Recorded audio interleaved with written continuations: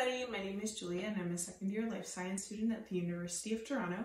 I'm currently studying immunology and evolutionary biology and I'm super excited to be doing this experiment with you today. We're going to be making antibubbles, so let's get started.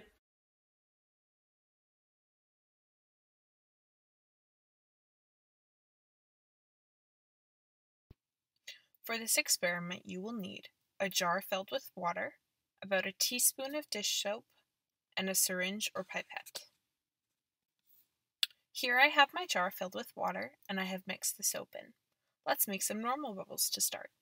You can do this by taking a syringe or pipette full of air and pushing down while in the water. This results in the bubbles like the ones that you see on top here.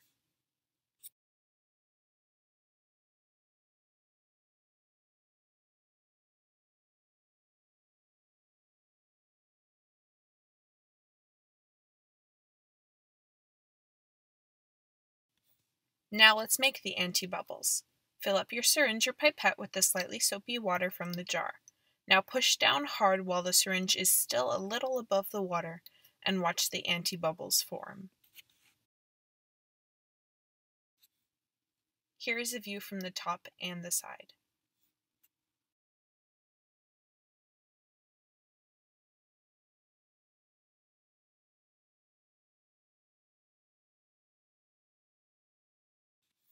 Now, what makes an antibubble different from a normal bubble?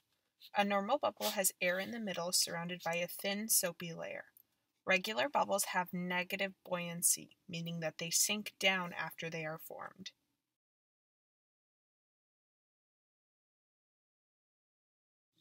However, an antibubble is the opposite of a normal bubble. It has the soapy water in the middle surrounded by a thin layer of air. Because this antibubble is the opposite of a normal bubble, it has a positive buoyancy, meaning that it floats up instead of sinking down.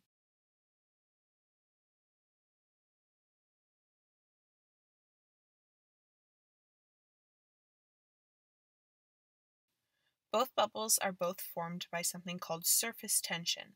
Surface tension is the force that keeps water molecules together. In a normal bubble, the surface tension is around the bubble in the soapy layer. In the antibubble, the surface tension is inside the bubble, in the watery part.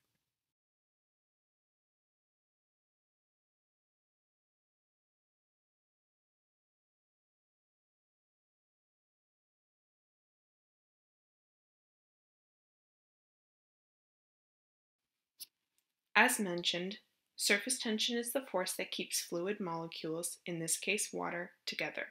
An example of surface tension in everyday life is a water strider, which manages to spread out its weight enough to not interfere with the surface tension of water, allowing it to walk on the surface as you see here.